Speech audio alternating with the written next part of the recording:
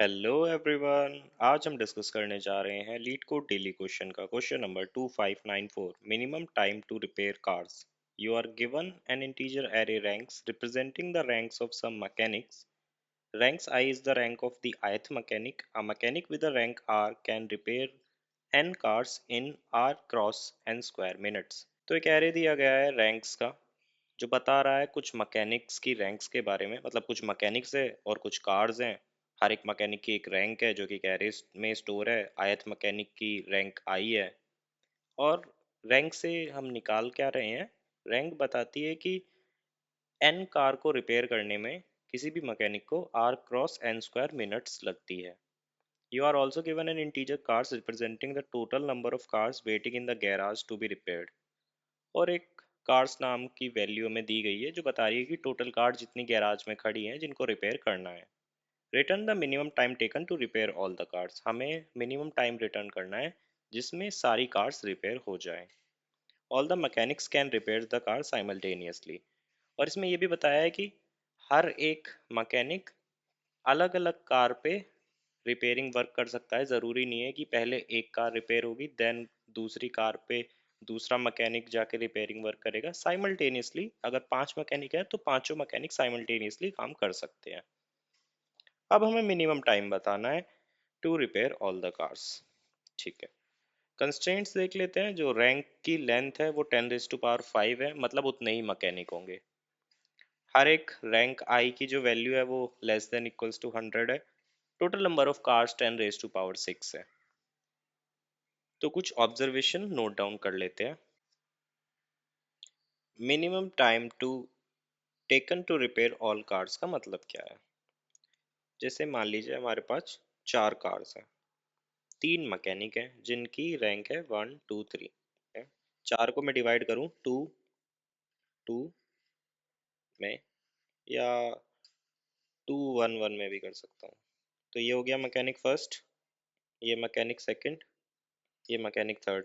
जैसे ही मैंने डिस्ट्रीब्यूट कर दिया कार्स को तो अब ये इंडिपेंडेंटली काम करने लगेंगे तीनों मैकेनिक। और कितने मिनट तक काम करेंगे वो डिपेंड करेगा ये जो एरे की वैल्यूज है। तो मैकेनिक फर्स्ट टोटल टाइम लेगा, टोटल नंबर ऑफ कार जो अलॉट हुई हैं उसका स्क्वायर, मतलब 2 × 2 इंटू जो उसकी रैंक है, रैंक उसकी 1 है। सिमिलरली ये 1 का स्क्वायर इंटू जो इसकी रैंक है, ये इसकी 2 है। सिमिलरली ये भी 1 स्क्वायर इंटू 3। तो इसको टाइम लगा 4, इसको टाइम लगा 2, इसको टाइम लगा 3। तो जब पैरेलली काम चल रहा होगा तो एक मैकेनिक शायद इतना टाइम में ख़त्म हो जाएगा। मान लीजिए टाइम चल रहा है, ये M1 है, M2 ने थोड़ा और टाइम लिया, M3 ने थोड़ा कम टाइम लिया। मतलब ये ग्राफ अगर मैं इन वैल्यूज़ के हिसाब से चलाऊं तो M1 तो सबसे ज़्यादा टाइम लेगा, M2 थोड़ा कम लेगा, M3 थोड़ा ज़्यादा लेगा। तो अगर कस्टमर के पर्सपेक्टिव से आप देखो तो मान लो पांचों गाड़ियां, चारों गाड़ियां एक ही कस्टमर की थी, तो वो कब आए उस शॉप पर अपनी सारी की सारी कार्स को पिक करने के लिए? ऑब्वियसली इस टाइम पर। तो ये टाइम क्या है? ये है 4। तो जो मैंने एक डिस्ट्रीब्यूशन करा कार्स का, कार्स एन कार्स थी, टोटल कार्स थी हमारे पास चार, मैंने उन चार कार्स को मैकेनिक्स में डिस्ट्रीब्यूट करा। देन मैंने टाइम निकाला कि टाइम कितना लगेगा अगर पैरेलल वर्क करे। तो टाइम लगा 4 जो कि मैक्सिमम था तीनों का, तीनों में से। अब ज़रूरी नहीं है आप 2 1 1 में ही डिस्ट्रीब्यूट करो, आप किसी और तरीके से भी डिस्ट्रीब्यूट कर सकते हो। आप क्या पता किसी एक मैकेनिक को यूज़ ही ना करो, मतलब रैंडम तरीके कितने हो सकते हैं? आई गेस जितने भी हम एक सेट से सबसेट बना सकते हैं ना उतने तरीके हो सकते हैं। मतलब एक्सपोनेंशियल होंगे, 2⁻n समथिंग इसी तरीके से होंगे। मैं अभी क्लैरिटी नहीं है मुझे कि एग्जैक्टली कितने होंगे, बट क्योंकि आपको पैटर्न, आपको एक तरह से ग्रुप्स बनाने हैं, ग्रुप्स टेकआउट करने हैं, तो हर एक ग्रुप आपको कुछ ये आंसर प्रोवाइड कर रहा होगा। आंसर 1, आंसर 2, आंसर 3, जितने ग्रुप बना सकते हो आप सब अपने अलग अलग आंसर प्रोवाइड करोगे। ये जो आंसर आएगा ना इनमें से भी आपको मिनिमम फाइंड करना है। वो जो आप मिनिमम होगा वो आपका आंसर होगा। ठीक है, तो अब इसमें क्योंकि ये सिंपली एक बाइनरी सर्च का ही क्वेश्चन है, क्यों ऐसा हमें लगता है, इंट्यूशन बता देता हूँ। पहली इसके पीछे की जो पूरी कहानी है वो ये है कि जो भी मिनिमाइज या मैक्सिमाइज करने वाले क्वेश्चंस होते हैं वो मोर और लेस बाइनरी सर्च के अंडर ही आते हैं, या फिर ग्रीडी भी हो सकते हैं या फिर डायनेमिक प्रोग्रामिंग भी हो सकते हैं। यहाँ पर बाइनरी सर्च अगर मुझे इस क्वेश्चन को बनाना है तो मुझे एक पैरामीटर लेना होगा जो कि ऑब्वियसली वही होता है जिसको आप मिनिमाइज या मैक्सिमाइज कर रहे होते हैं। तो यहाँ पर टाइम एक पैरामीटर है, टाइम, और ये एल है और ये आर है। आर कुछ भी हो सकता है, कोई भी बड़ी वैल्यू जिसके अंदर सारी की सारी कार्स रिपेयर हो जाए। इसको आप 10⁻18 तक भी ले सकते हो, और आप जीरो से स्टार्ट कर सकते हो एल को। अब अगर मुझे इसको बाइनरी सर्च बनाना है तो मेरे पास एक थीसिस होनी चाहिए कि at certain point of time, let's say अगर मैं टाइम टी के लिए सर्च कर रहा हूँ, मतलब मान लीजिए मेरा पॉसिबल आंसर था, जैसे अगर मैं इसी क्वेश्चन का एग्जांपल लूँ, यहाँ पर था 4 कार्स थी और ये रैंक थी। मैं एक गेस लगाना चाहता हूँ, क्या मैं 10 मिनट के अंदर सारी कार रिपेयर कर सकता हूँ? तो मान लीजिए मैंने पॉसिबल आंसर अपना लिया t=10। हो सकता है यही हमारा आंसर हो सकता है मैं इससे कम में भी अपनी कार्स को रिपेयर कर सकता हूँ, बट मैं t=10 से शुरू करता हूँ। 4 कार्स थी,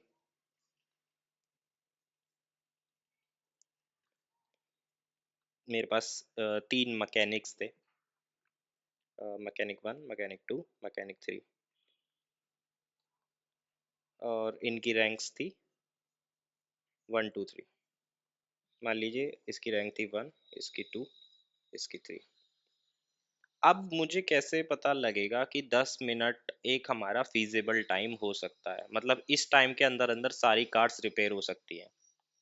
ये मैं पता कर सकता हूँ कि अगर मैं अपने हर एक मैकेनिक को फुल कैपेसिटी में यूज़ करूँ उस मिनट के अंदर।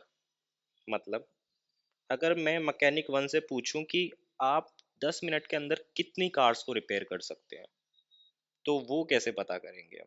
वो उस तरीके से पता करेंगे क्योंकि हमारे पास एक फॉर्मूला था, n×r² = टाइम। मैंने ये टाइम फिक्स कर दिया, मैंने बोला 10 मिनट, ये आर भी आपके पास है, ठीक है। बचा एन। एन आपको बता रहा है नंबर ऑफ कार्स जो ये मैकेनिक बना सकता है विद इन 10 मिनट्स। तो ये कितना होगा? 10। मतलब आपको अगर 10 से डिवाइड करें, सॉरी आई गेस हमने एक चीज़ गलत कर दी। It is not r², it is n²। ठीक है, तो ये आपका फॉर्मूला था। अब अगर आपको यहाँ पर n की वैल्यू चाहिए तो आप क्या करोगे? n 10 को डिवाइड करोगे r से और इसका स्क्वायर रूट ले लोगे। तो मेरे को मैकेनिक 1 के लिए नंबर ऑफ कार्ड जितनी वो अपने फुल पोटेंशियल में बना सकता है वो मिल जाएगी। सिमिलरली मैं M1 के लिए अगर निकाल भी लूँ तो ये आएगा 10 डिवाइडेड बाय जो R की वैल्यू थी 1 थी, और 10 से 1 को डिवाइड करोगे तो ऑब्वियसली 10 ही बनेगा, 10 को स्क्वायर रूट करोगे तो समवट आपका 3 आएगा। तो M1 ने 3 बनाई, M2 ने बनाई आपकी M2 का आपका था 2, 10 डिवाइड बाय 2 इज 5, और 5 का आप स्क्वायर रूट लोगे तो समवट 2 आएगा। मैं इनको सील वैल्यूज को ले रहा हूँ। और अगर आप M3 को करोगे तो R था 3, ये बनेगा 1, 10 डिवाइड बाई 3 1, और स्क्वायर रूट करोगे तो ये भी 1 आएगा। टोटल कार जो रिपेयर हो सकती हैं वो कितनी हुई? 3 + 2 + 1, ये हुई टोटल कार जो 10 मिनट में बन सकती है, दैट इज 7। O sorry, 3 × 5 + 1 = 6। हमें एक्चुअली टोटल कार्स बनानी कितनी थी? हमें बनानी थी केवल 4। तो अगर 6 बन सकती हैं तो ऑब्वियसली 4 भी बन ही सकती हैं, है ना? तो मतलब ये जो मेरे पास टाइमलाइन थी, 10 मिनट में मैं अपनी एग्जैक्ट 4 कार जो मुझे मिली थी वो बना सकता हूँ। क्या मैं उससे ज़्यादा मिनट में भी बना सकता हूँ? 11 मिनट में बना सकता हूँ? ऑब्वियसली ज़्यादा टाइम मिलेगा तो और एफिशिएंट काम होगा और ज़्यादा कार्स बनेंगी। तो क्या मुझे इस सेगमेंट में और सर्च करने की ज़रूरत है? आंसर इज़ नो, क्योंकि इसके बाद हमेशा आंसर यस ही होने वाला है। Yes, I can repair those 4 cars. तो मैं इस सेगमेंट में जाऊँगा ही नहीं। मैं क्या करूँगा, अब ये जब मुझे पता लग गया कि 10 मिनट में बन सकती हैं कार्स, तो मैं ट्राई करूँगा 5 मिनट में। क्या मैं 5 मिनट में कार्स बना सकता हूँ? तो फिर मैं 5 मिनट में देखूँगा। 5 मिनट में दोबारा कैलकुलेशन होंगी। अगर 5 मिनट में भी बन जाएँगी, तो फिर मैं इस सेगमेंट में ट्राई करूँगा। अगर नहीं बनी, मान लीजिए हाइपोथेटिकली अगर 5 मिनट में नहीं बनी कार्स, 4 कार रिपेयर नहीं हो पाई, तो आपको उससे कम देखने की भी ज़रूरत नहीं है, क्योंकि अगर 5 मिनट में नहीं हो पा रहा है, आप टाइम को और कम कर दोगे तो उसमें भी नहीं होगा। फिर आपको राइट वाले सेगमेंट में ढूँढना होगा, करेक्ट? और एक सर्टेन टाइम ऐसा आएगा जहाँ जाके आपका बाइनरी सर्च का लूप रुक जाएगा। जहाँ वो रुकेगा, वही आपका आंसर होगा। और अल्टीमेटली आप क्या कर रहे हो? ये जो आर की वैल्यू है, आप इसको शिफ्ट कर रहे हो। हालांकि एल की भी वैल्यू को शिफ्ट कर रहे होंगे जब आंसर नहीं बन रहा होगा, बट अल्टीमेटली फोकस हमारा आर वैल्यू पे होगा। जब आर वैल्यू शिफ्ट होकर एक सर्टेन पॉइंट पे रुक जाएगी, वो ही हमारा आंसर होगा। टाइम कॉम्प्लेक्सिटी, टाइम की वैल्यूज पे हमें लॉगरिथमिक कॉम्प्लेक्सिटी में चलना है। तो आपका टाइम एट मैक्स 10 अगर आप 18 भी मान लोगे, जो कि इतना जाएगा नहीं, वो आपका जाएगा एट मैक्स कितना टाइम लग सकता है। आप मैक्सिमम रैंक ले लो, उसको मल्टीप्लाई कर लो टोटल नंबर ऑफ कार्ड जितनी आपको दे रखी है, तो उतना आपका मैक्सिमम टाइम जा सकता है। उतने से भी आप आर को इनिशियलाइज कर सकते हैं, या फिर आप आर को बहुत बड़ी वैल्यू से इनिशियलाइज कर सकते हैं, डजेंट मैटर। तो अंदर जो बाहर का लूप है वो लॉग इन चल रहा है। कितनी कार्स बन पाएंगी, वो लूप क्या चलना है, हम हर एक मैकेनिक पे जाएंगे, उसके लिए वैल्यूज निकालेंगे जो कि लॉग एक लीनियर टाइम ऑपरेशन है। अंदर का लूप ओ ऑफ एन में चल रहा है, तो total complexity n log n. That's it. तो चलिए, ये जो हमने डिस्कस करा इसको एक बार पाइथन में कोड भी कर लेते हैं। तो चलिए, जैसा हमने डिस्कस करा था उसको पाइथन में कोड कर लेते हैं। सबसे पहले हमें एल और आर वेरिएबल्स को इनिशियलाइज कर लेना है। एल हम -1 से इनिशियलाइज करेंगे, क्योंकि जो मैं कोड लिखने वाला हूँ उसमें एल और आर इंक्लूसिव नहीं होंगे बाउंड्री में। तो एक्चुअली एल की वैल्यू 0 हो सकती है, और आर को हम एक काफ़ी बड़ा नंबर ले सकते हैं। 1 2 3 4 5 6 7 8 9 10 11 12 13 तक ले लेते हैं, 10⁻13। फिर हम बाइनरी सर्च का कोड लिखेंगे, while i r minus l is greater than 1, then mid find out करेंगे। जो ये मैं कोड लिख रहा हूँ ये काफ़ी स्टैंडर्ड तरीका है बाइनरी सर्च में मिनिमाइज या मैक्सिमाइज निकालने का। और मैंने ये कहाँ से पढ़ा है, ये कोड फोर्सेस पर एक ट्यूटर है पाशा, उनकी वीडियो प्लेलिस्ट है, ट्यूटोरियल प्लेलिस्ट है, मैं उसका लिंक डिस्क्रिप्शन में ऐड कर दूंगा, आप वहाँ से पढ़ सकते हैं। फिर हमें एक फंक्शन चाहिए होगा कि इफ़, क्योंकि ये एक्चुअली में एम क्या है, एक प्रोबेबल या पॉसिबल टाइम है, क्या इस टाइम में हमारी इतनी कार्स रिपेयर हो सकती है। तो हम एक फंक्शन लिखेंगे कैन, जिसमें हम इस टाइम को एज एन आर्गुमेंट पास करेंगे। अगर वो टाइम में उतनी कार्स रिपेयर हो सकती है, तो हम अपने आर को थोड़ा सा श्रिंक कर देंगे, क्योंकि हमें तो मिनिमाइज करना है। आर को घटा देंगे। अगर नहीं हो सकती तो हमें एल को आगे बढ़ाना होगा, क्योंकि अब लेफ्ट वाले सेगमेंट में कोई भी कार हो ही नहीं सकती, तो हमें एल को आगे बढ़ाना होगा। और लास्ट में हम अपने आर को रिटर्न कर देंगे। अब ये जो फंक्शन था कैन, इसको लिख लेते हैं। तो यहाँ पर हम पॉसिबल टाइम एक इनपुट लेंगे, और टोटल कार्स रिपेयर्ड एक वेरिएबल ले लेंगे जो बताएगा कि हमारे इतने टाइम में कितनी कार्स रिपेयर हो सकती है। फिर जो हमें रैंक लिस्ट दी गई है हम उस पर आइटरेट करेंगे, और रैंक इन रैंक्स, और टोटल कार्स रिपेयर्ड में ये जो करंट मैकेनिक है जो इसकी रैंक दी गई है, ये कितनी कार्स रिपेयर कर सकता है, उसको ऐड कर लेंगे। तो जो हमने फॉर्मूला वहाँ पे ड्राइव करा था कि हम स्क्वायर रूट निकालेंगे जो भी हमारा ये टाइम होगा डिवाइडेड बाय रैंक। ये हमारा फ्लोर डिवीज़न है, और हमने मैट डॉट स्क्वायर रूट उसको स्क्वायर रूट फाइंड आउट करने के लिए है। इंट हमने इसकी सील वैल्यू निकालने के लिए करा है। और इन दी एंड हम चेक कर लेंगे कि ये जो टोटल कार्ड्स रिपेयर्ड हो पा रही हैं, क्या ये हमारी जितनी कार्ड्स हमें दी गई हैं उससे ज़्यादा या बराबर है। अगर ऐसा है तो मतलब हाँ पॉसिबल है इतने टाइम में गिवन कार्ड्स को रिपेयर करना। तो कोड तो यही था। एक बार इनपुट टेस्ट केसेस को रन कर लेते हैं।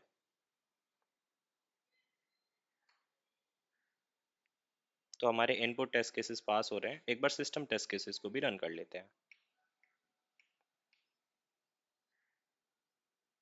तो हमें एक रॉन्ग आंसर मिला है। जो हमने 10⁻13 इनिशियलाइज करा था वो एक जगह पर कम रह गया, मतलब एक्चुअल वैल्यू ज़्यादा होनी चाहिए थी, तो हम इस इनिशियलाइज वैल्यू को ज़्यादा कर सकते हैं। दो तीन ज़ीरो और ऐड कर सकते हैं और दोबारा से सिस्टम के टेस्ट केसेस को रन कर सकते हैं। तो अब हमारे सिस्टम टेस्ट केसेस पास हो रहे हैं। तो आई होप इस वीडियो को देखने के बाद आपको एक बेटर अंडरस्टैंडिंग मिली होगी कि ये क्वेश्चन बाइनरी सर्च से क्यों करना था और एक्चुअली बाइनरी सर्च पॉसिबल क्यों हो सकती है। मोनोटोनिक आंसर है या नहीं, ये तभी पॉसिबल है तब आप बाइनरी सर्च लगा सकते हो। तो मिलते हैं किसी और वीडियो में, किसी और ट्यूटोरियल में। तब तक के लिए बाय बाय।